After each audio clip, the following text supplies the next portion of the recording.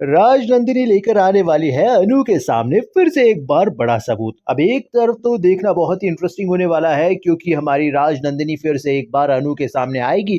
उसके सामने एक ऐसी अपनी पास्ट की तस्वीर लेकर आने वाली है जिसमें आर्यवर्धन भी होने वाला है।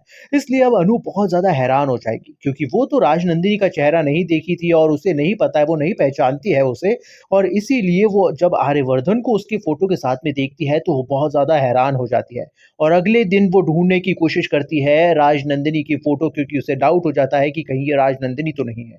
लेकिन आखिरकार वो उसके सपनों में क्या कर रही है और बार-बार उसे आकर क्यों इशारे देती है, क्यों उसे सारी चीज़ें बताती है? ये सब चीज़ें उसके मन में सवाल चल रहे हैं।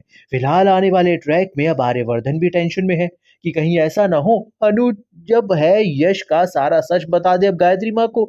इसीलिए तो वो समझाने की कोशिश कर रहा था अनु को। लेकिन फिलहाल देखना बहुत ही दिलचस्प होगा क्योंकि आने वाले ट्रैक में अब जहाँ पर आर्य और अनु के बीच में ये जो अंडरस्टैंडिंग हुई है और आर्य ने अनु को समझाया है, अनु किसी को कुछ नहीं कहने वाली है। लेकिन गायत्री माँ चुप नहीं रहने वाली है। गायत्री माँ को लगता है कि कहीं न कहीं उनका जो झेंडे है वो काम ठीक से नहीं कर रहा है, इसीलिए वो खुद अब एक्शन लेने वाली है।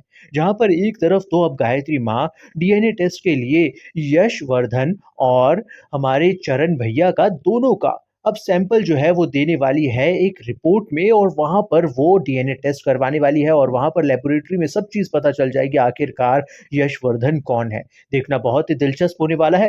लेकिन आखिरकार आप ये सोच रहे होंगे कि अब आर्यवर्धन ने तो गायत्री माँ को सच बता ही दिया है, जो हमने प्रोमो में देखा है, तो वो प्रोमो सिर्फ एक सपना है, एक ड्रीम सीक्वेंस है, जहाँ पर अब ये सब कुछ बताया गया है आर्यवर्धन के द्वारा, ये सब एक सपने में ही होने वाला है, असलियत में नहीं।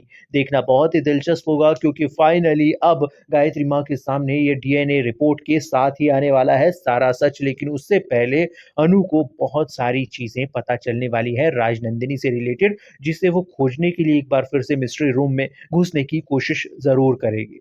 इस बार आर्यवर्धन को पता चलेगा कि नहीं इस बारे में, ये तो आने वाला वक्त ही बताएगा, लेकिन अनु को बहुत सारी चीजें पता जरूर चल जाएंगी। फिलहाल तो देखना बहुत ही दिलचस्प होने वाला है, आने वाला ट्रैक होने वाला है शानदार। तब तक के लिए बने रहिए हमारे साथ में, देखते रहिए सीरियल तुमसे तुम तक।